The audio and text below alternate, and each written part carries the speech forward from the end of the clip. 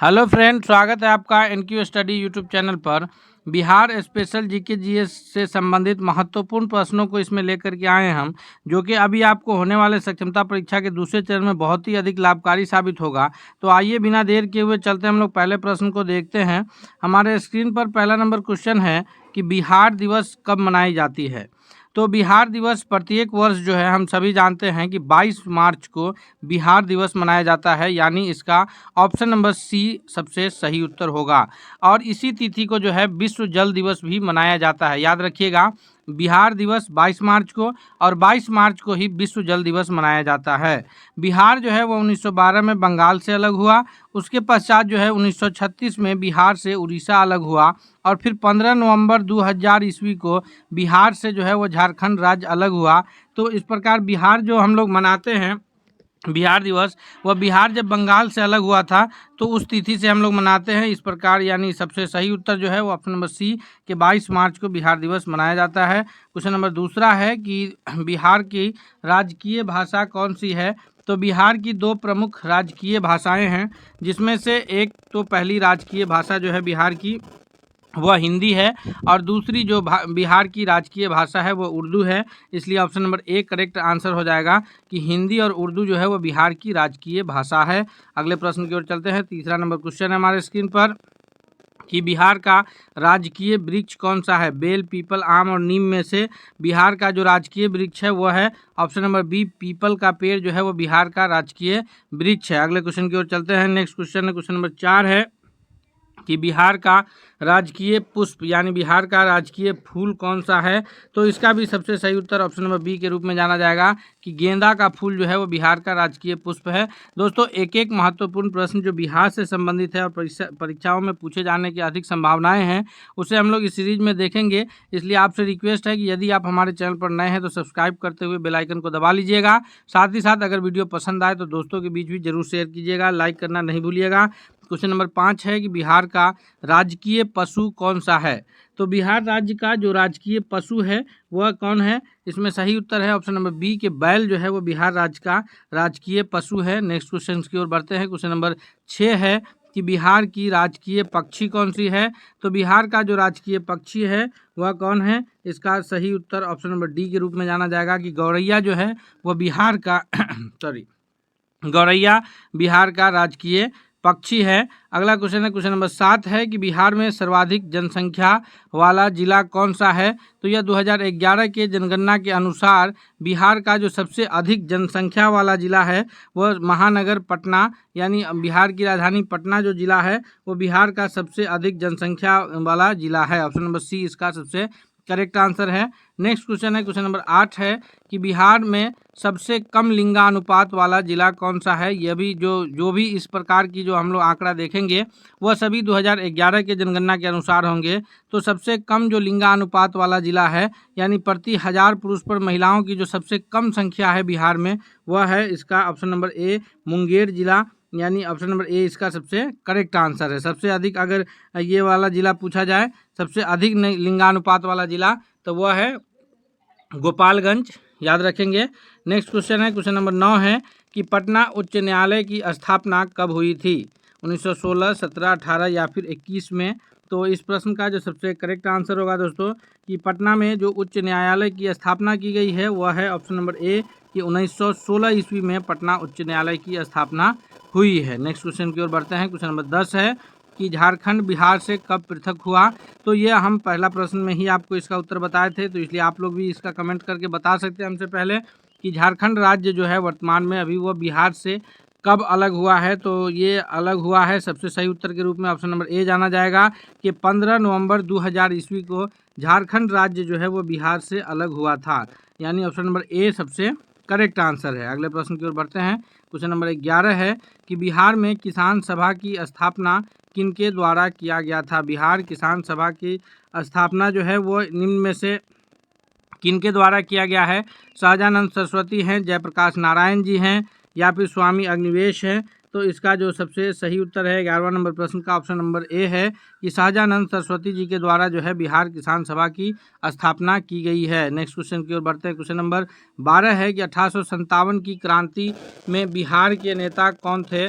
तो 1857 की क्रांति जो कि सिपाही विद्रोह के नाम से भी जाना जाता है, तो इस क्रांति में जो बिहार से नेतृत्व किए थे, वैसे तो इस क्रांति में अलग अलग जगहों से अलग अलग लोगों ने नेतृत्व किए थे, लेकिन अगर जब भी संपूर्ण बिहार की बात आए कि संपूर्ण बिहार से नेतृत्व, तो वह वीर कुंवर सिंह का नाम आएगा, जो कि आरा के जगदीशपुर के रहने वाले थे। ऑप्शन नंबर बी इसका सबसे करेक्ट आंसर होगा 12वां नंबर प्रश्न के लिए। नेक्स्ट क्वेश्चन की ओर बढ़ते हैं हम लोग। अगला प्रश्न देखते हैं। क्वेश्चन नंबर 13 है हमारे स्क्रीन पर, कि जो कि बहुत ही महत्वपूर्ण प्रश्न है कि नालंदा विश्वविद्यालय का वैभव किसके हाथों नष्ट किया गया था।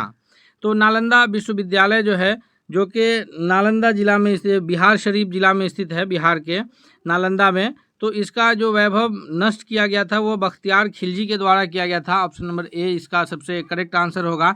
ये बहुत ही महत्वपूर्ण प्रश्न है, इसके बारे में आप जरूर जानते चलिए। नालंदा विश्वविद्यालय की स्थापना जो है वह गुप्त वंश में कुमारगुप्त प्रथम के द्वारा किया गया। कब किया गया था? गुप्त वंश के शासक कुमारगुप्त प्रथम के द्वारा किया गया, और 1200 के आसपास ईस्वी में इसकी जो ये है, इसे लगा बख्तियार खिलजी को कि यह कोई जो है राजा महाराजाओं का घर है, तो उसको जला करके नष्ट कर दिया था। लेकिन उसके बाद फिर जब 2006 में तत्कालीन उस वक्त के राष्ट्रपति APJ अब्दुल कलाम साहब बिहार आए, तो उन्होंने इसको जो है फिर से जीवन उद्धार करने का जो है ये निर्णय लिया था, और उन्होंने ये मशवरा दिया कि इसको जो है फिर से पुनर्स्थापित किया जाए। तो 2010 ईस्वी में पार्लियामेंट से नालंदा यूनिवर्सिटी एक्ट के तहत जो है उसका ये पास किया गया, और फिर उसके बाद जो है इसकी शिलान्यास का कार्य हुआ। और याद रखिएगा बहुत ही महत्वपूर्ण तिथि है 19 जून 2024। 19 जून 2024 को भारत के प्रधानमंत्री नरेंद्र मोदी जी के द्वारा जो है फिर से नालंदा विश्वविद्यालय का शुरुआत किया है राजगीर में, बिहार शरीफ जिले में। तो ये नालंदा विश्वविद्यालय बहुत ही महत्वपूर्ण हो जाता है, जो कुमारगुप्त प्रथम के द्वारा स्थापित हुआ। बख्तियार खिलजी ने इसे बर्बाद किया। उसके बाद फिर 2006 ईस्वी में जब ये APJ अब्दुल कलाम साहब आए, तो उन्होंने इसे फिर से मतलब जीवित करने का एक निर्णय लिया। उसके बाद 2010 ईस्वी में जो है पार्लियामेंट से नालंदा विश्वविद्यालय एक्ट पारित हुआ। फिर उसके बाद जो है प्रणब मुखर्जी के द्वारा इसकी शिलान्यास किया गया, और इसके बाद जो अब ये बन करके तैयार हुआ, जिसे 19 जून 2024 को प्रधानमंत्री श्री नरेंद्र मोदी जी के द्वारा उद्घाटन हुआ है। याद रखेंगे। नेक्स्ट प्रश्न है, क्वेश्चन नंबर 14 है कि पाटलिपुत्र के संस्थापक कौन थे। तो पाटलिपुत्र जो नगर है, इसके संस्थापक रहे हैं हर्यक वंश के शासक उदयन रहे हैं, जो ऑप्शन नंबर ए के रूप में जाना जाएगा। यह मगध साम्राज्य की राजधानी थी पाटलिपुत्र। इससे पहले जो पाटलिपुत्र राजधानी थी वह मगध की जो राजधानी थी वह राजगृह थी, या राजगीर के नाम से जो जाना जाता है। तो 14वां नंबर प्रश्न का जो सबसे सही जवाब है वो ऑप्शन नंबर ए के रूप में उत्तर जाना जाएगा। नेक्स्ट क्वेश्चन की ओर बढ़ते हैं। क्वेश्चन नंबर 15 है कि चंद्रगुप्त मौर्य के गुरु कौन थे। चंद्रगुप्त मौर्य के यानी मगध साम्राज्य में जो मौर्य वंश के संस्थापक हैं, कौन? चंद्रगुप्त मौर्य। मौर्य वंश के संस्थापक कौन है? चंद्रगुप्त मौर्य हैं, और इनके जो गुरु के रूप में जाने जाते हैं वो नाम आता है चाणक्य का। ऑप्शन नंबर ए इसका सबसे सही उत्तर होगा। और इनका अन्य नाम जो है चाणक्य का वह कौटिल्य भी है और विष्णुगुप्त भी है, और इन्होंने एक पुस्तक की भी रचना की है जिसका नाम है अर्थशास्त्र। ये भी हम लोग याद रखेंगे। अगले प्रश्न की ओर बढ़ते हैं। नेक्स्ट क्वेश्चन है, क्वेश्चन नंबर 16 है कि बिहार केसरी से किसे संबोधित किया जाता है। यानी कौन सी नेता को बिहार केसरी के नाम से जाना जाता है। तो इसका जो सबसे सही जवाब होगा कि बिहार के प्रथम मुख्यमंत्री डॉक्टर श्री कृष्ण सिंह जी को जो है वो बिहार केसरी के नाम से जाना जाता है, यानी ऑप्शन नंबर सी इसका सबसे करेक्ट आंसर है। नेक्स्ट क्वेश्चन की ओर बढ़ते हैं। अगला क्वेश्चन नंबर 17 है कि बिहार का शोक किस नदी को कहा जाता है। तो बिहार का शोक जो है वो नेपाल से बहकर आती हुई सप्तकोशी से निकलकर वो नदी कोसी नदी को बिहार का शोक कहा जाता है, जो सीमांचल एरिया में बहती है। ऑप्शन नंबर बी इसका सबसे करेक्ट आंसर होगा कि बिहार का शोक कौन सी नदी है? कोसी नदी है। नेक्स्ट क्वेश्चन की ओर बढ़ते हैं हम लोग। अगला प्रश्न देखते हैं। तो क्वेश्चन नंबर 18 है कि बिहार में बहने वाली नदियों में किसका उद्गम स्थल अमरकंटक की पहाड़ी से है। तो बिहार में जितनी भी नदियां बहती है उसमें से जो अमरकंटक के पहाड़ी में उद्गम स्थल वाली नदी है, इसका 18वां नंबर प्रश्न का जो सबसे सही जवाब है वो ऑप्शन नंबर बी है कि सोन नदी का जो उद्गम स्थल है वह अमरकंटक की पहाड़ी से निकलती है। अगले प्रश्न की ओर बढ़ते हैं। नेक्स्ट क्वेश्चन है, क्वेश्चन नंबर 19 है कि बिहार में तेल शोधक कारखाना कहाँ स्थित है। तो बिहार का जो तेल शोधक कारखाना है वह बिहार के ये बेगूसराय जिला के बरौनी में स्थित है। याद रखेंगे कहाँ, बेगूसराय जिला के बरौनी में, अर्थात इसका सही उत्तर ऑप्शन नंबर सी के रूप में जाना जाएगा 19वां नंबर प्रश्न के लिए। नेक्स्ट सवाल की ओर बढ़ते हैं। अगला सवाल है, क्वेश्चन नंबर 20 है कि बिहार की कौन सी नदी पर बहुउद्देशीय परियोजना का निर्माण कार्य किया जाता है। तो जिस नदी पर जो अभी बहुउद्देशीय परियोजना का निर्माण कार्य चल रहा है 20वां नंबर प्रश्न का, वो सही उत्तर है ऑप्शन नंबर बी कि फिलहाल जो है ये ऑप्शन नंबर डी कि कोसी नदी पर जो है ये बहुउद्देशीय परियोजना का निर्माण कार्य अभी जारी है। अगले प्रश्न की ओर बढ़ते हैं। नेक्स्ट क्वेश्चन है, क्वेश्चन नंबर 21 है कि पूर्व मध्य रेलवे का जो मुख्यालय है वो कहाँ पर है। नॉर्थ सेंट्रल रेलवे, ये पूर्व मध्य रेलवे है यानी ईस्ट सेंट्रल रेलवे है। ईस्ट सेंट्रल रेलवे का जो मुख्यालय है वो कहाँ स्थित है। तो इस 21वां नंबर प्रश्न का सही उत्तर है कि option number C East Central Railway यानी पूर्व मध्य रेलवे का मुख्यालय हाजीपुर में स्थित है। नेक्स्ट क्वेश्चन है, क्वेश्चन नंबर 22 है कि ककोलत जलप्रपात बिहार के किस जिले में स्थित है। ककोलत जलप्रपात जो है वो पटना, नवादा, मुंगेर या फिर नालंदा जिला में स्थित है। तो इस 22वां नंबर प्रश्न का जो सबसे सही उत्तर है वह है ऑप्शन नंबर बी कि यह नवादा जिला में स्थित है। अगले प्रश्न की ओर बढ़ते हैं। इससे पहले आपसे एक बार फिर रिक्वेस्ट करते हैं कि यदि आप हमारे चैनल पर अब तक नए हैं तो ज़रूर सब्सक्राइब कीजिएगा और बेल आइकन को दबा लीजिएगा ताकि कोई भी अपडेट्स आए तो सबसे पहले आप तक पहुंचे। साथ ही साथ अगर यह वीडियो हमारा पसंद आ रहा है तो इसे लाइक करते हुए दोस्तों के बीच भी शेयर करना नहीं भूलिएगा। अगला प्रश्न है, क्वेश्चन नंबर 23 है हमारे स्क्रीन पर कि निम्नलिखित झीलों में से कौन सी झील बिहार में स्थित है। तो ये जो झीलों के नाम दिए हैं 23वां नंबर प्रश्न के लिए कि सांभर झील, अनुपम झील, सुखना झील और कामा झील, इसमें से बिहार में स्थित झील कौन से हैं। तो इसका जो सबसे सही उत्तर है वह है ऑप्शन नंबर बी के अनुपम झील जो है वो बिहार में स्थित झील है। नेक्स्ट सवाल है, क्वेश्चन नंबर 24 है कि नालंदा विश्वविद्यालय किस लिए प्रसिद्ध था।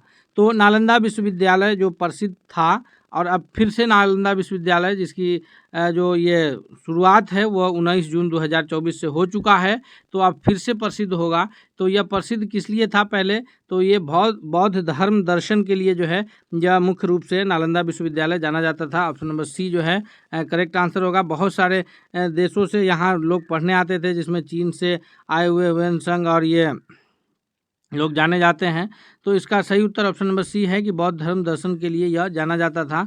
नेक्स्ट क्वेश्चन है, क्वेश्चन नंबर 25 है कि अंतिम मौर्य सम्राट कौन थे। मौर्य वंश की स्थापना चंद्रगुप्त मौर्य के द्वारा किया गया। उसके बाद जो है फिर उसके बिंदुसार उस वंश के शासक हुए। उसके बाद तीसरे शासक के रूप में जो है सम्राट अशोक जाने जाते हैं जो कि मौर्य वंश के ही शासक थे। तो अंतिम मौर्य वंश के शासक कौन रहे हैं। 25वां नंबर प्रश्न का सही जवाब जो है वो ऑप्शन नंबर बी है कि बृहदत्थ जो हैं वो अंतिम मौर्य सम्राट के रूप में जाने जाते हैं। नेक्स्ट क्वेश्चन की ओर बढ़ते हैं। क्वेश्चन नंबर 26 है कि गुप्त सम्राट जिसने हूनों को पराजित किया था वह कौन है। स्कंदगुप्त है या समुद्रगुप्त है या फिर रामगुप्त है या इनमें से कोई नहीं है। तो 26वां नंबर प्रश्न के लिए सबसे सही उत्तर है ऑप्शन नंबर ए ये स्कंदगुप्त हैं जो हूनों को पराजित किए हैं, और समुद्रगुप्त हैं जो अपनी नीति के लिए जो है वो भारत के नेपोलियन के नाम से जाने जाते हैं। अगले प्रश्न की ओर बढ़ते हैं। क्वेश्चन नंबर 27 है कि सम्राट अशोक के पिता का नाम क्या था। तो इसमें अभी हम लोग पिछले प्रश्न में चर्चा कर रहे थे कि जो सम्राट अशोक हैं वह मौर्य वंश के शासक हुए हैं और मौर्य वंश की स्थापना जो है वो चंद्रगुप्त मौर्य के द्वारा किया गया है। उसके बाद जो उसके शासक हुए हैं वह दूसरे नंबर पर बिंदुसार हुए हैं और अंतिम शासक के रूप में जो है लास्ट अंतिम शासक है वो बृहदत्थ है। तो बिंदुसार जो है वो अशोक के पिता हैं, चंद्रगुप्त मौर्य जो है वो अशोक के दादा हैं। तो इस प्रकार ऑप्शन नंबर डी जो है इसका करेक्ट आंसर हो जाएगा। बिंबिसार मौर्य वंश के शासक नहीं हैं। तो ये तीनों प्रमुख रूप से जाने जाते हैं। चंद्रगुप्त मौर्य जो कि मौर्य वंश की स्थापना किए हैं, उसके बाद उनके जो पुत्र हैं बिंदुसार वो शासक बने हैं जो कि अशोक के पिता हैं, और तीसरे नंबर पर अशोक शासक बने हैं मौर्य वंश में, और फिर जो है अंतिम शासक के रूप में जो जाने जाते हैं वो बृहदत्थ जाने जाते हैं। अगले प्रश्न की ओर बढ़ते हैं। क्वेश्चन नंबर 28 है कि अजातशत्रु के वंश का नाम क्या था, यानी अजातशत्रु मौर्य मगध साम्राज्य में किस वंश का शासक था। तो अजातशत्रु ने जो शासन किया है वह हर्यक वंश के शासक के रूप में जाने जाते हैं, यानी 28वां नंबर प्रश्न के लिए जो सही उत्तर है वो ऑप्शन नंबर ए के रूप में करेक्ट आंसर जाना जाएगा। नेक्स्ट सवाल की ओर बढ़ते हैं। क्वेश्चन नंबर 29 है कि कांग्रेस सोशलिस्ट पार्टी की पहली बैठक पटना में कब हुई थी। जी, इसका सबसे सही जवाब क्या होगा 29वां नंबर प्रश्न का। अगर आप हमसे पहले जवाब कर पा रहे हैं तो आप वो भी कमेंट करके बता सकते हैं। साथ ही साथ आप अंत में कमेंट करके ज़रूर बताइएगा कि आपने कितने प्रश्नों का जवाब सही किया है। इसका जो सही उत्तर है कि कांग्रेस सोशलिस्ट पार्टी की जो पहली बैठक पटना में हुई थी वह है ऑप्शन नंबर 29वां नंबर प्रश्न का बी के 1934 ईस्वी में कांग्रेस सोशलिस्ट पार्टी की पहली बैठक पटना में हुई थी। नेक्स्ट प्रश्न की ओर बढ़ते हैं। क्वेश्चन नंबर 30 है हमारे स्क्रीन पर कि मुजफ्फरपुर में जो किंग्सफोर्ड की हत्या का प्रयास कब किया गया। तो मुजफ्फरपुर में जो है ये खुदीराम बोस और प्रफुल्ल चाकी ये दो महत्वपूर्ण शख्सियत का नाम है जिन्होंने जो है किंग्सफोर्ड की हत्या के प्रयास में बम फेंके थे। हालांकि किंग्सफोर्ड की हत्या हो नहीं पाई थी, हत्या हुई थी ये उस गाड़ी में जो सवार थे वो थे कैनेडी की पत्नी और बेटी। तो इसका जो सही उत्तर है 30वां नंबर प्रश्न का कि ये 1908 में इन लोगों ने प्रयास किया। कौन कौन नाम है, तो प्रफुल्ल चाकी हैं और खुदीराम बोस हैं। और प्रफुल्ल चाकी जो है वो अंग्रेज़ों के हाथों पकड़े जाएं और फिर सज़ा मिले, इसलिए उन्होंने जो है वो आत्महत्या कर लिए थे और उसके बाद जो है फिर खुदीराम बोस गिरफ्तार हो गए थे। याद रखेंगे। तो ये इस घटना में जो एक प्रमुख है प्रफुल्ल चाकी वो स्वयं को जो है ये कर लिए थे और खुदीराम बोस को फांसी की सज़ा हुई थी। अगले प्रश्न की ओर बढ़ते हैं। क्वेश्चन नंबर 31 है कि बिस्मिल्लाह खां संबंधित थे, यानी बिस्मिल्लाह खां का जो संबंध है वो किससे है। तो इसका जो सबसे सही जवाब होगा कि बिस्मिल्लाह खां का जो संबंध है वो संतूर वादन, तबला वादन या बांसुरी या फिर शहनाई है। तो करेक्ट आंसर के रूप में जो उत्तर जाना जाएगा वो है ऑप्शन नंबर डी के शहनाई वादन के नाम से जो है वह बिस्मिल्लाह खां का संबंध है जो जाना जाते हैं। क्वेश्चन नंबर 32 है कि महाकवि विद्यापति किस युग के कवि थे। महाकवि विद्यापति जो है इनका जो संबंध रहा है इसका सही उत्तर है ऑप्शन नंबर सी कि यह मध्यकाल से इनका संबंध रहा है जो कि बिहार के मिथिलांचल से संबंधित थे। नेक्स्ट प्रश्न की ओर बढ़ते हैं हम लोग। अगला क्वेश्चन 33 है कि दिनकर जी अपनी किस रचना के कारण जो है वो राष्ट्र कवि के रूप में प्रतिष्ठित हुए, यानी दिनकर जी अपने किस रचना के कारण जो है वो राष्ट्र कवि के रूप में जाने जाते हैं। उर्वशी, हुंकार, धूप छाँव या फिर रेणुका। तो इसका जो सबसे सही जवाब है 33वां नंबर प्रश्न का वह है ऑप्शन नंबर डी कि रेणुका के वजह से जो है ये दिनकर जी को राष्ट्र कवि के रूप में प्रतिष्ठा प्राप्त हुई है। नेक्स्ट प्रश्न की ओर बढ़ते हैं। क्वेश्चन नंबर 34 है कि जयप्रकाश नारायण किस पार्टी से संबंधित थे। तो लोकनायक जयप्रकाश नारायण जी का जो संबंध है वह सोशलिस्ट पार्टी से रहा है, यानी इस 34वां नंबर प्रश्न का जो सबसे सही जवाब है वो ऑप्शन नंबर सी के रूप में जाना जाएगा कि लोकनायक जयप्रकाश नारायण जी का संबंध सोशलिस्ट पार्टी से रहा है और इन्होंने जो है वो संपूर्ण क्रांति का आह्वान किया था और संपूर्ण क्रांति के लिए ये मुख्य रूप से जाने जाते हैं। 35 है कि कुंवर सिंह ने के विरुद्ध आरा में अंग्रेजी फौज का नेतृत्व करने वाला पहला सेना नायक कौन था। तो वीर कुंवर सिंह जो कि आरा के जगदीशपुर से 1857 के विद्रोह में नेतृत्व कर रहे थे, इनके विरुद्ध जो अंग्रेजी फौज का नेतृत्व कर रहे थे, यानी 35वां नंबर सवाल का जो सही जवाब है वह है ऑप्शन नंबर बी के कैप्टन डनवर जो है वह इनके विरुद्ध जो है ये का नेतृत्व कर रहे थे। अगला प्रश्न है क्वेश्चन नंबर 36 है कि बिहार की प्रचलित कला कौन सी है।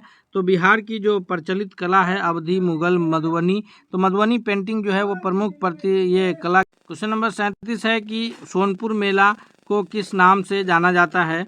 तो बिहार का जो सोनपुर का मेला है जो कि एशिया का सबसे बड़ा पशु मेला के रूप में जाना जाता है, इसको अन्य किस नाम से जानते हैं। तो इसका जो सही उत्तर है वह है ऑप्शन नंबर ए कि हरिहर क्षेत्र मेला के नाम से जो है बिहार के सोनपुर का मेला मुख्य रूप से जाना जाता है। नेक्स्ट क्वेश्चन की ओर बढ़ते हैं। अगला प्रश्न देखते हैं। क्वेश्चन नंबर 38 है हमारे स्क्रीन पर कि निम्नलिखित में से कौन बिहार का लोक नृत्य है। ये कौन सा लोक नृत्य जो है वो बिहार का सबसे प्रमुख लोक नृत्य है। इनमें से झाली, गरबा, कर्मा या फिर जट जटिन। तो इसका सही उत्तर है ऑप्शन नंबर डी के जट जटिन जो है वह बिहार का प्रमुख लोक नृत्य है। क्वेश्चन नंबर 39 है कि पद्मश्री सीता देवी किसकी प्रसिद्ध हस्ती थी, तो ये यानी किस वजह से ये जानी जाती हैं। तो इसका जो सही उत्तर है 39वां नंबर प्रश्न के लिए वह है ऑप्शन नंबर बी कि मधुबनी पेंटिंग के लिए जो है यह जानी जाती हैं सीता देवी। नेक्स्ट क्वेश्चन की ओर बढ़ते हैं। क्वेश्चन नंबर 40 है कि गांधी जी ने भारत में पहली बार सत्याग्रह आंदोलन बिहार में कहाँ से प्रारंभ किया था।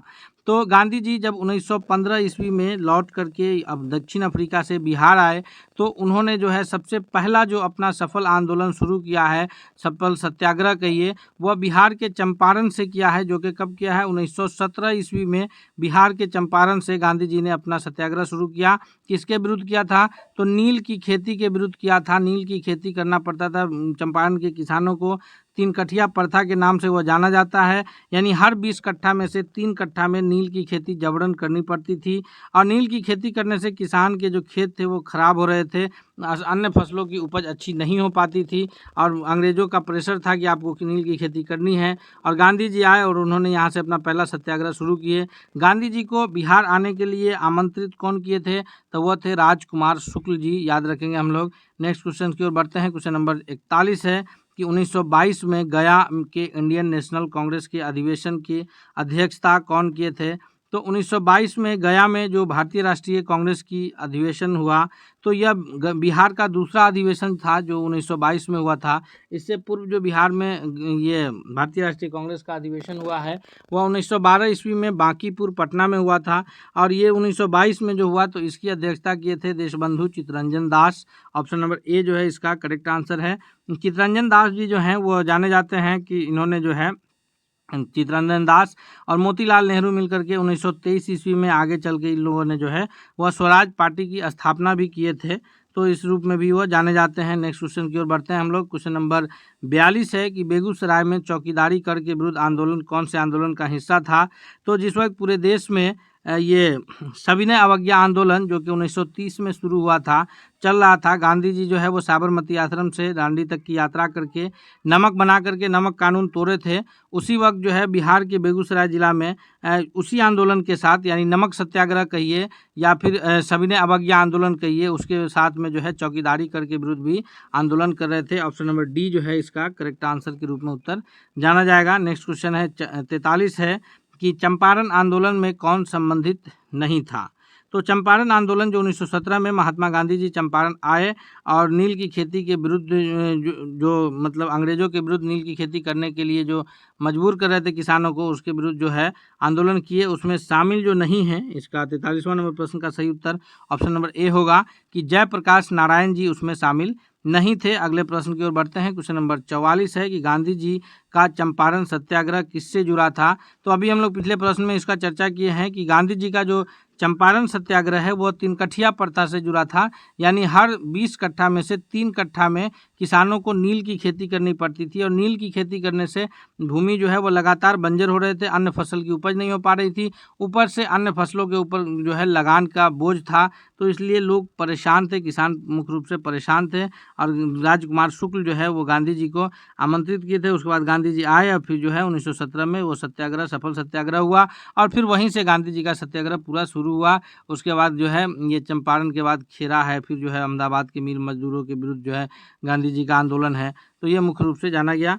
अगला क्वेश्चन है क्वेश्चन नंबर 45 है कि बंगाल के किस नवाब ने मुंगेर को अपनी राजधानी बनाया था। अलीवर्दी खां, मीर कासिम है, मीर जाफ़र है और सिराजुद्दौला है।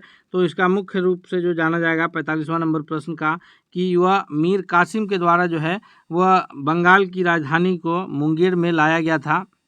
इससे पहले राजधानी मुर्शिदाबाद थी, फिर उसको जो है यहाँ मुंगेर में लाया गया मीर कासिम के द्वारा। नेक्स्ट क्वेश्चन है क्वेश्चन नंबर 46 है कि निम्नलिखित में से किस भारतीय को रॉबर्ट क्लाइव ने बिहार का नायब दीवान नियुक्त किया था। रॉबर्ट क्लाइव के द्वारा जो है बिहार का नायब दीवान का मतलब हुआ कि उप दीवान कहिए, नायब मतलब होता है उप, तो नायब दीवान का जो नियुक्त करने का कार्य किया था। 46वां नंबर प्रश्न का जो सबसे सही उत्तर है वह है मानिक चंद। ऑप्शन नंबर बी इसका सबसे करेक्ट आंसर है। नेक्स्ट क्वेश्चन की ओर बढ़ते हैं। क्वेश्चन नंबर 47 है कि गोल घर का निर्माण कार्य, जो पटना में स्थित गोल घर है, उसका निर्माण कार्य जो है वो किस गवर्नर जनरल के शासनकाल में शुरू हुआ था। तो गोल घर का जो निर्माण कार्य है वो लॉर्ड कॉर्नवालिस के समय शुरू हुआ था, यानी ऑप्शन नंबर सी इसका सबसे करेक्ट आंसर है। नेक्स्ट क्वेश्चन की ओर बढ़ते हैं हम लोग। क्वेश्चन नंबर 48 है कि पटना के 1857 संग्राम के नेता कौन थे। तो 1857 का जो स्वतंत्रता संग्राम हुआ उसमें पटना से जो नेतृत्व कर रहे थे वह थे कौन? ऑप्शन नंबर इसका सही उत्तर ए के रूप में जाना जाएगा कि पीर अली खान जो है वो पटना से इसका नेतृत्व कर रहे थे। नेक्स्ट क्वेश्चन है 49 है कि इल्तुतमिश ने बिहार में अपना प्रथम सूबेदार किसे नियुक्त किया था? तो इसका जो 49वां नंबर प्रश्न का सही उत्तर है वो ऑप्शन नंबर सी है कि मलिक जानी को जो है इल्तुतमिश ने अपना प्रथम सूबेदार नियुक्त किया था। नेक्स्ट क्वेश्चन है हमारे स्क्रीन पर क्वेश्चन नंबर 50 है कि अकबर ने बंगाल तथा बिहार। हमारे स्क्रीन पर जो पहला सवाल आया है यह है कि बिहार का पहला गणतंत्र वैशाली में किसके द्वारा स्थापित किया गया था? यानी यह मौर्य साम्राज्य के लोगों ने स्थापित किया था या लिच्छवी साम्राज्य के लोगों ने स्थापित किया था या गुप्त वंश के लोगों ने या फिर नंद वंश के? तो मौर्य साम्राज्य ये पहला जो गणतंत्र है वैशाली में जो स्थापित किया गया था यह लिच्छवी गणराज्य के लोगों ने किया था। और यह लिच्छवी गणराज्य जो है यह महाजनपद वज्जी संघ का एक ये था, 8 ये का संघ था और उसमें जो है वैशाली में लिच्छवी एक गणराज्य था उसमें से, जो कि उस वक्त जो है वहाँ लोकतंत्र स्थापित था। पहला गणतंत्र जो है वो लिच्छवी के रूप में जाना जाता है। ऑप्शन नंबर बी जो है सबसे सही उत्तर है। अगले क्वेश्चन की ओर बढ़ते हैं। नेक्स्ट क्वेश्चन है क्वेश्चन नंबर 2 है कि बिहार में सर्वाधिक साक्षरता वाला जिला कौन सा है? वैसे तो दोस्तों बिहार का जो है साक्षरता दर बहुत पुअर है, लेकिन ये जो इस में ही सबसे जो अधिक साक्षरता दर वाला जिला है वो रोहतास, नवादा, पटना और दरभंगा, इनमें से कौन सा जिला जो है वो सबसे अधिक साक्षरता दर वाला है? तो ऑप्शन नंबर ए के रूप में जो है वो सबसे सही उत्तर जाना जाएगा कि रोहतास जिला जो है बिहार का वो सबसे अधिक साक्षरता दर वाला जिला है। क्वेश्चन नंबर 3 है कि बिहार विधानसभा में वर्तमान में कितने सदस्य हैं? तो हम सभी जानते हैं कि बिहार की जो विधानमंडल है वो द्विसदनीय मंडल है, जिसमें निचला सदन जो है वो बिहार विधानसभा के नाम से जाना जाता है और बिहार विधानसभा की जो कुल संख्या है वो 243 है। ऑप्शन नंबर बी जो है करेक्ट आंसर होगा। लेकिन द्विसदनीय व्यवस्था में जो ऊपरी सदन कहलाता है वह बिहार विधान परिषद के नाम से जाना जाता है और उसके जो सदस्यों की संख्या है वो 75 है। याद रखिएगा, वीपी यानी बिहार विधान परिषद। उसके बाद यहाँ जो लोकसभा के लिए सदस्यों की संख्या है बिहार में वह कुल 40 है, जिसमें से 6 सीट जो है वह SC ST के लिए आरक्षित है और 40 में से 6 सीट आरक्षित है, 34 जो बचे हुए सीट है वो जनरल है। और राज्यसभा यानी RS जो संसद का ऊपरी सदन है उसके लिए बिहार से जो है वो 16 सीटें ये है, बिहार में 16 सीटें मनोनीत है। तो यहाँ जो प्रश्न है कि विधानसभा में, तो विधानसभा में 243 है, लेकिन हम लोग विधान परिषद, लोकसभा और राज्यसभा सभी को याद रखेंगे। अगले क्वेश्चन की ओर बढ़ते हैं। इससे पहले हम आपसे एक बार रिक्वेस्ट करते हैं दोस्तों कि अगर आप चैनल पर नए हैं तो चैनल को सब्सक्राइब करके बेल आइकन को जरूर दबा लीजिएगा ताकि कोई भी अपडेट्स आए तो सबसे पहले आप तक पहुंचे। चौथा नंबर क्वेश्चन है हमारे स्क्रीन पर कि बिहार के प्रमुख समाचार पत्र बिहारी के संपादक कौन थे? बिहार के जो ये प्रमुख समाचार पत्र है बिहारी, इसके संपादक जो है यह बाबूजी प्रसाद हैं या फिर बाबू गोपाल हैं या बाबू महेश्वर प्रसाद हैं या फिर बाबू राम प्रसाद हैं। इसका जो चौथा नंबर क्वेश्चन का सबसे सही जवाब है ऑप्शन नंबर सी के रूप में जाना जाएगा कि बाबू महेश्वर प्रसाद जो है इसके संपादक रहे हैं। अगले सवाल की ओर बढ़ते हैं। क्वेश्चन नंबर 5वां है कि बिरसा मुंडा का जो पूरा मुंडा विद्रोह हुआ था तो उनका कार्य क्षेत्र कौन सा था? बिरसा मुंडा का कार्य क्षेत्र चंपारण जिला था या फिर अलीपुर, बलिया या रांची? तो बिरसा मुंडा जो है ये झारखंड के क्षेत्र में यानी रांची क्षेत्र से जो है उस वक्त पूरा आंदोलन चला रहे थे, मुंडा विद्रोह जो है। तो इसका सबसे सही उत्तर 5वां का ऑप्शन नंबर डी को है जाना जाएगा। अगले सवाल की ओर बढ़ते हैं हम लोग, देखते हैं अगला क्वेश्चन कौन है। क्वेश्चन नंबर 6 है कि अभिलेखों में से किस शासक का उल्लेख प्रियदर्शी, जिसका अर्थ होता है देव नाम प्रिय, यह कौन से शासक ने अपने आप को जो है प्रियदर्शी घोषित किया था यानी देव नाम प्रिय के रूप में? वह शासक चंद्रगुप्त मौर्य है या फिर हर्षवर्धन है या समुद्रगुप्त है या अशोक है? तो इसका जो सबसे सही उत्तर है वह सम्राट अशोक जो है वह स्वयं को प्रियदर्शी घोषित किया था। सम्राट अशोक जो है वो पहले आजीवक संप्रदाय के ये थे, बाद में इन्होंने जो है अपना ये अशोक बौद्ध धर्म को अपनाए कलिंग के युद्ध के पश्चात। और इसमें जो ऑप्शन में मौजूद समुद्रगुप्त है, इन्हें भारत का नेपोलियन कहा जाता है। याद रखिएगा, भारत का नेपोलियन जो है वो समुद्रगुप्त को कहा जाता है और प्रियदर्शी एवं देव नाम प्रिय का जो उपाधि है वह अशोक महान ने जो है लगाया था। अगले सवाल की ओर बढ़ते हैं। नेक्स्ट क्वेश्चन देखते हैं। क्वेश्चन नंबर 7वां है कि गुप्त वंश के किस शासक को भारत का नेपोलियन कहा जाता है? जी, अभी हम लोग इसका पिछले प्रश्नों में चर्चा किए थे कि भारत का नेपोलियन जो है वो कौन कहलाता है। तो भारत का नेपोलियन जो है वो समुद्रगुप्त को कहा जाता है। ये गुप्त वंश के शासक है समुद्रगुप्त। और फिर ऑप्शन में जो कुमारगुप्त प्रथम है, कुमारगुप्त प्रथम के द्वारा जो है ये नालंदा विश्वविद्यालय की स्थापना की गई थी। और नालंदा विश्वविद्यालय को जो क्षति पहुंचाने का कार्य किया गया था वो किसके द्वारा किया गया था? तो वो बख्तियार खिलजी के द्वारा। याद रखिएगा, गुप्त वंश के शासनकाल में ही जो है नालंदा विश्वविद्यालय की स्थापना हुई थी और गुप्त वंश के शासनकाल को सबसे सुनहरा दौर के रूप में जाना जाता है। अगले सवाल की ओर बढ़ते हैं। क्वेश्चन नंबर 8 है कि निम्नलिखित में से किस राजा ने जो है वैवाहिक संबंध स्थापित किए थे और वैवाहिक संबंध स्थापित करके अपने राज्य की स्थिति को मजबूत किया था? तो इसमें से अजातशत्रु, बिंबिसार, उदयन या फिर इनमें से कोई नहीं। तो इस 8वां नंबर क्वेश्चन का जो सबसे सही जवाब है वो ऑप्शन नंबर बी है कि बिंबिसार जो है वो वैवाहिक संबंध अपना करके अपने राज्य की स्थिति को मजबूत किए थे। मुख्य रूप से 3 शादियां किए थे बिंबिसार ने। बिंबिसार कौन थे? तो यह मगध का जो मगध साम्राज्य जो था 16 महाजनपदों में से, उनमें सबसे पहला जो वंश का शासक रहा है हर्यक वंश, उस हर्यक वंश के संस्थापक के रूप में जाने जाते हैं बिंबिसार। इन्होंने वैवाहिक नीति अपना करके जो है अपने राज्य की स्थिति को सुदृढ़ करने का काम किया। इसके बाद बिंबिसार के बाद जो है उनके पुत्र अजातशत्रु बने। फिर उसके बाद जो है उदयन हर्यक वंश के शासक बने। और उदयन ने जो है, चूंकि बिंबिसार ने जो मगध साम्राज्य की हर्यक वंश की राजधानी थी वो गिरिब्रिज यानी राजगीर में रखे थे, उसको राजगीर से पाटलिपुत्र शिफ्ट करने का काम जो है उदयन के द्वारा किया गया था। तो ये भी हम लोग याद रखेंगे। नेक्स्ट क्वेश्चन की ओर बढ़ते हैं। अगला क्वेश्चन देखते हैं। क्वेश्चन नंबर 9 है कि अशोक की ब्राह्मी अभिलेख को, अशोक ने जो ब्राह्मी अभिलेख लिखवाया था, इसको सर्वप्रथम किसने पढ़ा था? इसको पढ़ने का जो श्रेय है वह किसको जाता है? वह बीएन मिश्रा को जाता है या फिर प्रिंसेप को या एचडी शौल्किया या इनमें से कोई नहीं। तो 9वां नंबर क्वेश्चन का जो सही उत्तर है दोस्तों वो ऑप्शन नंबर बी के रूप में जाता है कि अशोक के ब्राह्मी अभिलेख को जो पढ़ने का कार्य किया है वो प्रिंसेप महोदय ने किया है। नेक्स्ट क्वेश्चन की ओर बढ़ते हैं। अगला प्रश्न देखते हैं। क्वेश्चन नंबर 10 है हमारे स्क्रीन पर।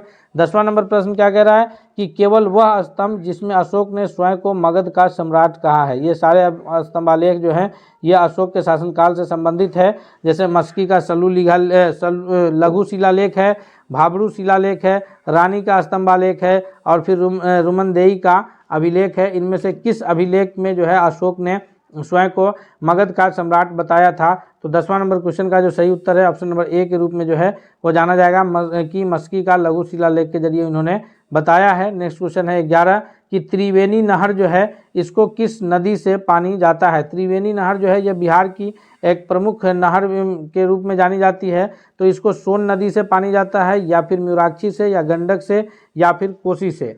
तो इसका जो सही उत्तर है 11वां नंबर प्रश्न का कि कोसी नदी से तो जाएगा नहीं, क्योंकि कोसी नदी का जो प्रवाहन है वह सीमांचल क्षेत्र में है। तो ये जो है इसको जो पानी मिलता है वो गंडक नदी से मिलता है। 11वां का सी जो है सबसे करेक्ट आंसर है। और कोसी नदी जो है यह बिहार का शोक कहलाता है। याद रखेंगे हम लोग, बिहार का शोक कौन है? कोसी नदी के रूप में जाना जाता है। अगले सवाल की ओर बढ़ते हैं हम लोग। नेक्स्ट क्वेश्चन देखते हैं क्या है। नेक्स्ट क्वेश्चन है क्वेश्चन नंबर 12 है कि जैन धर्म के प्रवर्तक महावीर स्वामी का जन्म स्थान कौन सा है? जैन धर्म में जो है 24 तीर्थंकर हुए हैं, उनमें से जो स्वामी महावीर हैं ये 24वें हैं। तो ये इनका जो जन्म स्थान है वह कौन सी जगह पर है? ये पिपली वन, विक्रमशिला, कुंडग्राम या फिर वैशाली। तो 12वां का जो सही उत्तर है ऑप्शन नंबर सी है कि कुंडग्राम जो है वो जैन धर्म के प्रवर्तक स्वामी महावीर का जन्म स्थल है। और जो एक और धर्म हुए हैं इसके पैरेलल जो है बौद्ध धर्म, उनके जो संस्थापक के रूप में जाने जाते हैं गौतम बुद्ध, उनका जन्म जो है वो नेपाल के लुम्बिनी वन में हुआ था। याद रखेंगे हम लोग। क्वेश्चन नंबर 13 है कि वर्धमान महावीर ने कहाँ निर्वाण की प्राप्ति की? यानी महावीर स्वामी का जो है ये इन्होंने अपना प्रांत कहाँ त्यागा था? या वैशाली में या राजगीर या नालंदा या फिर पावापुरी। तो इस 13वां नंबर प्रश्न का जो सबसे सही उत्तर होगा दोस्तों वो ऑप्शन नंबर डी के रूप में जाना जाएगा कि पावापुरी में जो है इन्होंने अपना निर्वाण की प्राप्ति करी थी। अगले सवाल की ओर चलते हैं। नेक्स्ट क्वेश्चन है क्वेश्चन नंबर 14 है कि पटना में किस सिख गुरु का जन्म स्थान है? जी, ये बिहार का पटना जो है वो किस सिख गुरु के जन्म स्थान के रूप में जाने जाते हैं? गुरु नानक या फिर गुरु गोविंद सिंह या गुरु हरगोविंद या गुरु फिर तेज बहादुर। तो ये पटना में जो है सिख गुरु, अंतिम सिख गुरु के रूप में जाने जाते हैं। 14वां नंबर क्वेश्चन का सबसे correct answer option number B है। वैसे 10वें सिख गुरु जो है वो गुरु ग्रंथ साहिब को माना गया है, तो इसलिए गुरु गोविंद सिंह का जो जन्म स्थान है वह पटना में हुआ था। 14वां नंबर प्रश्न का सबसे सही उत्तर ऑप्शन नंबर बी है। नेक्स्ट क्वेश्चन है, क्वेश्चन नंबर 15 है कि ये विष्णुपद मंदिर जो है यह बिहार के किस जिले में स्थित है। विष्णुपद मंदिर जो है यह बिहार के पटना जिला में स्थित है, या फिर गया, जमुई, या फिर यह पटना जिला के अंतर्गत दानापुर में स्थित है। तो 15वां का जो करेक्ट आंसर है यह ऑप्शन नंबर बी के रूप में जाना जाएगा कि ये विष्णुपद मंदिर जो है यह बिहार के गया जिला में स्थित है। दोस्तों हम लोग एक एक महत्वपूर्ण प्रश्नों को जो है बिहार से संबंधित देखेंगे, ताकि अगर बिहार से संबंधित कोई प्रश्न बन रहे हैं तो वो आपसे छूटे नहीं। इसलिए हम आपसे रिक्वेस्ट करते हैं कि अगर आप अब तक चैनल पर नए हैं, चैनल को सब्सक्राइब नहीं किए तो जरूर सब्सक्राइब कर लीजिएगा और इस वीडियो को जरूर लाइक करते हुए दोस्तों के बीच शेयर कीजिएगा। क्वेश्चन 16वां कह रहा है कि बिहार के किस पर्यटन केंद्र पर गर्म जल के अनेक स्रोत है, यानी कौन सा पर्यटन स्थल है जहां गर्म जल के कुआं जो है वहां उपस्थित मिलता है। वह है देव में है, पावापुरी में है, या राजगीर, या फिर बिहार शरीफ में। 16वां का जो सबसे सही उत्तर है ऑप्शन नंबर सी है कि राजगीर जो पर्यटन स्थल है वहाँ कई गर्म जल कुंड जो है मिलते हैं, तो अनेक गर्म जल के स्रोत वहाँ उपलब्ध हैं। ऑप्शन नंबर सी के रूप में सही उत्तर है। नेक्स्ट क्वेश्चन है 17 कि निम्नलिखित में से किस नगर में प्रथम बौद्ध सभा आयोजित की गई थी। प्रमुख 4 बौद्ध संगीतियाँ हुई हैं, उसमें से 3 बौद्ध संगीति जो है वो बिहार में हुई है और चौथी बौद्ध संगीति जो है वो कश्मीर में हुई है। तो यहाँ प्रथम पूछा जा रहा है, प्रथम 3 बौद्ध संगीति बिहार में हुई है, तो प्रथम बौद्ध संगीति कहाँ हुई है। 17वां का याद रखना है हम लोग को कि प्रथम बौद्ध संगीति जो है यह राजगीर में हुआ है, पुराना नाम इसका राजगिरी है। ऑप्शन नंबर सी के रूप में करेक्ट आंसर है। दूसरा बौद्ध संगीति जो है यह वैशाली में हुआ है, तीसरा बौद्ध संगीति जो है यह पाटलिपुत्रा में हुआ है, और चौथा बौद्ध संगीति जो है यह कुंडलवन कश्मीर में हुआ है। तीसरा बौद्ध संगीति से प्रश्न बनता है कि पाटलिपुत्रा में हुआ था, और उस वक्त जो यहाँ राजा थे वो सम्राट अशोक थे, यानी सम्राट अशोक का संरक्षण जो है तीसरी बौद्ध संगीति को प्राप्त था। अगले सवाल की ओर बढ़ते हैं। क्वेश्चन नंबर 18 है कि राजगृह का पुराना नाम क्या है। तो राजगिरी का जो पुराना नाम है वह कौन सा है। मगध, गिरिव्रज, बसाड, या फिर पाटलिपुत्र।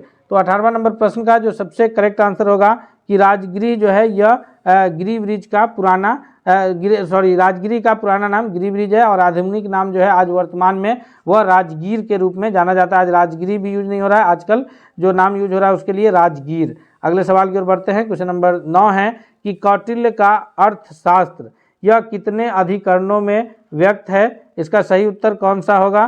तो प्रश्न है कि कौटिल्य का अर्थशास्त्र कितने अधिकरणों में विभक्त है। तो यहाँ जो ऑप्शन है 12, 14, 16, 20, इसमें से कोई भी ऑप्शन सही नहीं है। याद रखेंगे हम लोग, इसका जो अधिकरण है यह कुल 15 अधिकरणों में विभक्त है। कौटिल्य का जो अर्थशास्त्र है वह कितने अधिकरणों में विभक्त है, तो यह 15 अधिकरणों में विभक्त है। और इस प्रकार के अगर प्रश्न रहे और ऑप्शन अगर मैच ना हो तो आप वहाँ जो है ये कह सकते हैं कि इनमें से कोई नहीं का जो ऑप्शन होगा, क्योंकि अगर बीपीएससी प्रश्न करता है तो उसमें 5वां ऑप्शन मौजूद रहता है, इनमें से कोई नहीं, आप उसे टिक कर सकते हैं। अगले क्वेश्चन की ओर बढ़ते हैं हम लोग। नेक्स्ट क्वेश्चन देखते हैं। अगला प्रश्न है हमारे स्क्रीन पर, क्वेश्चन नंबर 20 है कि मौर्य वंश के पश्चात किस वंश का राज्य जो है यह स्थापित हुआ था। मौर्य वंश के पश्चात जो है शक वंश, शुंग वंश, सातवाहन, या फिर कुषाण वंश का शासन शुरू हुआ था। 20वां नंबर प्रश्न का जो सबसे करेक्ट आंसर है वह कौन सा है। तो 20वां नंबर प्रश्न का जो सबसे सही उत्तर है कि मौर्य वंश के पश्चात जो मगध पर शासन शुरू हुआ था वह शुंग वंश का पुष्यमित्र शुंग के द्वारा जो है इसकी स्थापना की गई थी। नेक्स्ट क्वेश्चन की ओर बढ़ते हैं। क्वेश्चन नंबर 21 है कि वह स्रोत जिसमें पाटलिपुत्र के शासन का वर्णन मिलता है वह कौन सा स्रोत है, जिसके जरिए जो है पाटलिपुत्र के प्रशासन से संबंधित जो ये वर्णन है वो हमें प्राप्त होता है। तो ये दिव्यदान से होता है, या अर्थशास्त्र से, या इंडिका से, या अशोक के शिलालेख से। तो इस 21वां नंबर प्रश्न का जो सही उत्तर है दोस्तों वह कौन सा होगा। ऑप्शन नंबर सी के रूप में जाना जाएगा कि इंडिका से प्राप्त होता है। इंडिका किसकी रचना है, तो इंडिका जो है यह मेगास्थनीज के द्वारा रचित पुस्तक है। मेगास्थनीज कौन था, यह सेल्यूकस निकेटर का राजदूत था जो कि चंद्रगुप्त मौर्य के दरबार में आया था। और अर्थशास्त्र की रचना कौन किए थे? तो अर्थशास्त्र की रचना जो किए थे वह विष्णुगुप्त किए थे, यानी उनका अन्य नाम कौटिल्य और चाणक्य के नाम से जाना जाता है। चंद्रगुप्त मौर्य ने उन्हें जो है अपना प्रधानमंत्री के पद पर नियुक्त किया था, क्योंकि ये नंद वंश को हरा करके मौर्य साम्राज्य की स्थापना करने में उनकी एक अहम भूमिका थी, और उन्होंने जो है एक पुस्तक अर्थशास्त्र की रचना की। नेक्स्ट क्वेश्चन है कि जनसंख्या के घनत्व के आधार पर बिहार का स्थान भारत में कौन सा है? तो जनसंख्या की दृष्टि से अगर हम लोग बिहार की बात करें तो जनसंख्या के दृष्टि से बिहार की स्थिति तीसरा बड़ा राज्य है। बिहार से 2 बड़े राज्य हैं जो जनसंख्या में बिहार से आगे हैं। क्षेत्रफल की बात करें तो क्षेत्रफल की दृष्टि से बिहार भारत का 12वां बड़ा राज्य है। और अगर हम लोग जनसंख्या घनत्व पर बात करें तो यहाँ जनसंख्या घनत्व पर बिहार प्रथम है, क्योंकि 1106 लोग जो है बिहार में प्रति वर्ग किलोमीटर में निवास करते हैं, और इतना अधिक निवास जो है बिहार के अलावा कोई अन्य राज्य में नहीं करता है। राज्य के हिसाब से बिहार, केंद्र शासित प्रदेश में फिर ये आंकड़े बदलते हैं, तो राज्य के हिसाब से जो जनसंख्या घनत्व सबसे अधिक है वो बिहार राज्य का है। भारत में यह प्रथम है। 22 का ए जो है आंसर सबसे सही उत्तर होगा। क्वेश्चन नंबर 23 है कि बिहार की साक्षरता प्रतिशत कितनी है?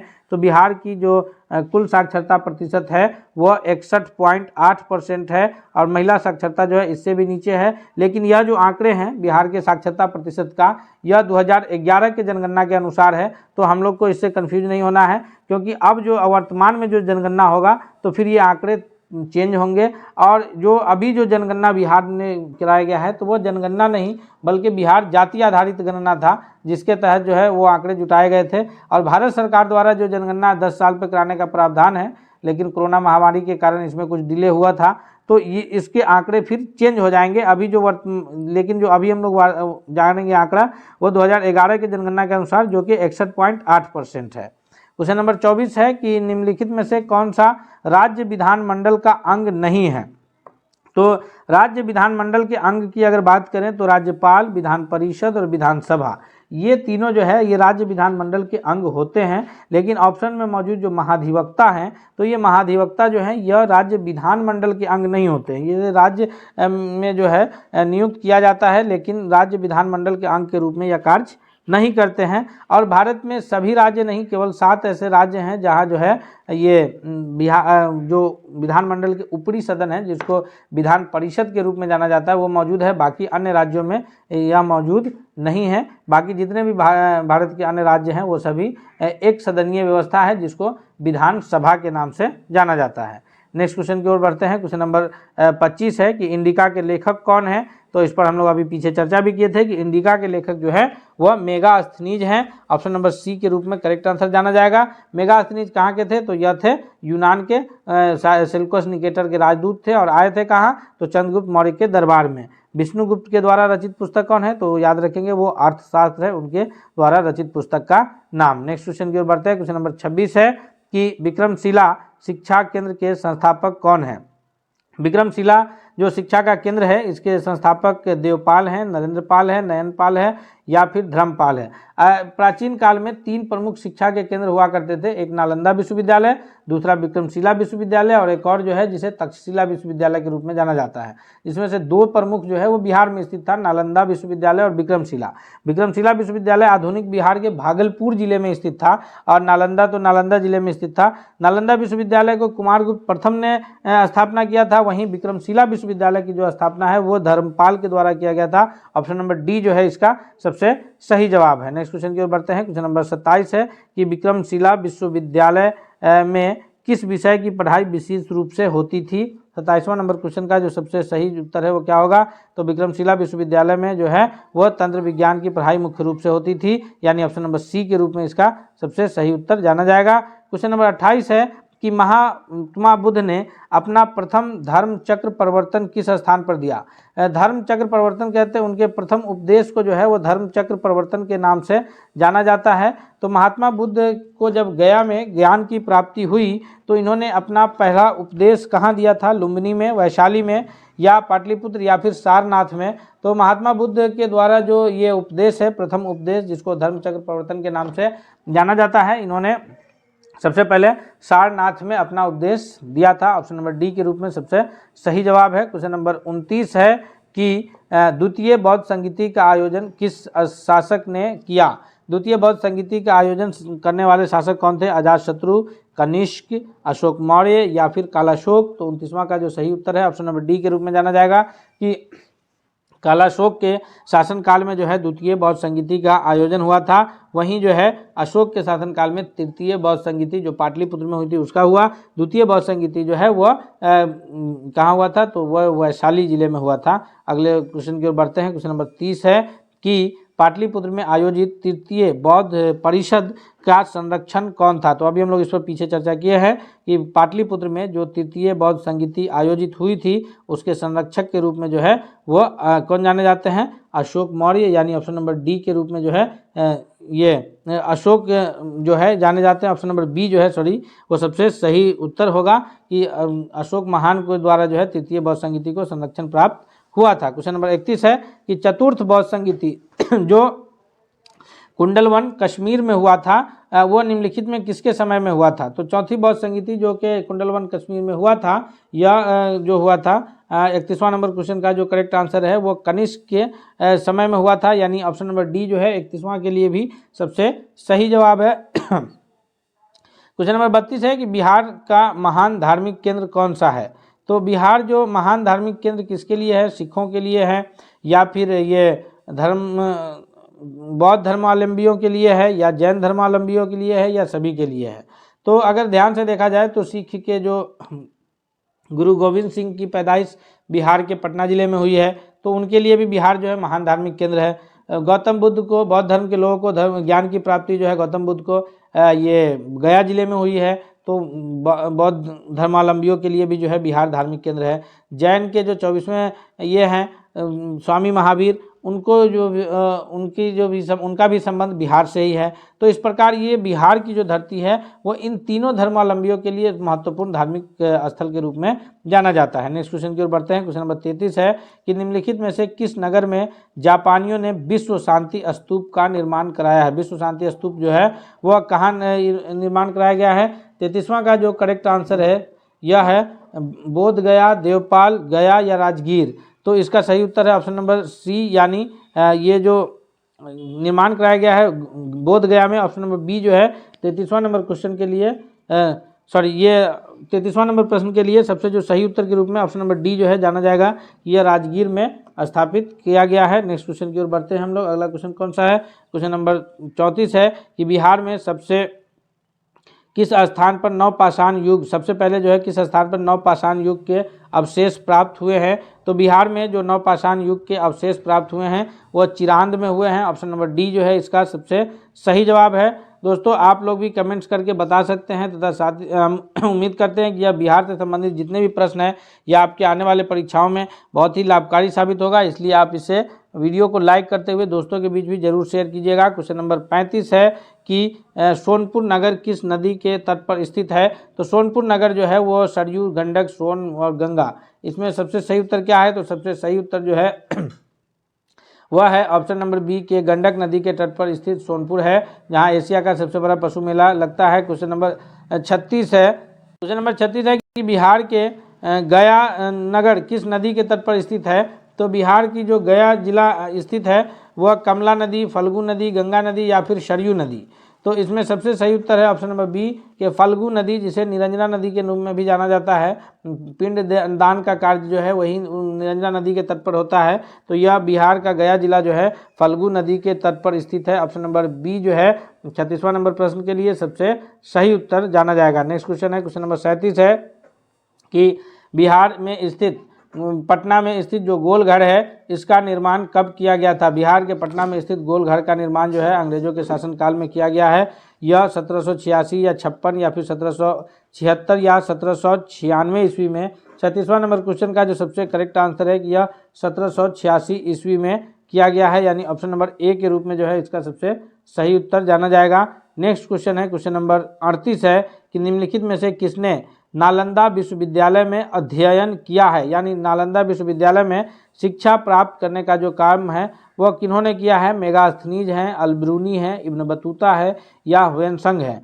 तो ऊपर के जो तीनों हैं मेगास्थनीज, अलबरूनी या इब्न बतूता, ये सभी जो है भारत या हुएनसंग, ये सभी भारत की यात्रा किए हैं, लेकिन इन लोगों ने मेगास्थनीज अल-बरूनी या इब्न बतूता ने, इन लोगों ने जो है यह यहाँ की यात्रा ने वहाँ शिक्षा नहीं प्राप्त किया। शिक्षा प्राप्त करने का जो काम किया है वह ह्वेनसंग ने किया है। ऑप्शन नंबर डी जो है इसका सबसे सही जवाब है। क्वेश्चन नंबर 39 है कि मीरतुल अहवाल किसकी रचना है। मीरतुल अहवाल जो है यह मुल्ला तकिया है, मिर्जा नाथन है या मुल्ला बहबहानी है। तो इसका जो सही उत्तर है 39वां नंबर क्वेश्चन का वो ऑप्शन नंबर ए है कि मुल्ला तकिया द्वारा रचित है मीरतुल अहवाल। अगला सवाल देखते हैं। क्वेश्चन नंबर 40 है कि पूरा तत्ववेता अलेक्जेंडर कनिंघम ने बिहार में क्या खोज किया था। केसरिया स्तूप जो कि चंपारण में स्थित है उसकी खोज किए हैं, या फिर लौरिया अरेराज का अशोक स्तंभ, या बसाड़ के अवशेषों के आधार पर वैशाली के प्राचीन स्थल, या ये सभी। तो कनिंघम के द्वारा जो है बिहार के इन सभी स्थलों का खोज किया गया था। तो ये सारे जो है इसमें सही उत्तर के रूप में जाने जाएंगे। ऑप्शन नंबर डी जो है करेक्ट आंसर। दोस्तों हम लोगों ने जो है अभी बिहार से संबंधित 40 महत्वपूर्ण प्रश्नों को एक एक करके उसके उत्तर की व्याख्या के सहित देखे हैं। हम उम्मीद करते हैं कि इस 40 प्रश्न से हम लोग और अधिक प्रश्नों का उत्तर कर पाएंगे। इसलिए आपसे रिक्वेस्ट करते हैं कि अगर आप अब तक चैनल पर नए हैं तो चैनल को जरूर सब्सक्राइब कर लीजिएगा तथा बेल आइकन को दबा लीजिएगा, ताकि इससे रिलेटेड कोई भी वीडियो आए तो सबसे पहले आप तक पहुँचे। और ये बिहार जीके स्पेशल का जो पार्ट 2 है, पार्ट 1 का लिंक आपके इसी वीडियो के डिस्क्रिप्शन में मौजूद है, आप वहाँ से देख सकते हैं। मिलते हैं हम लोग अगले सेट के साथ, तब तक के लिए धन्यवाद।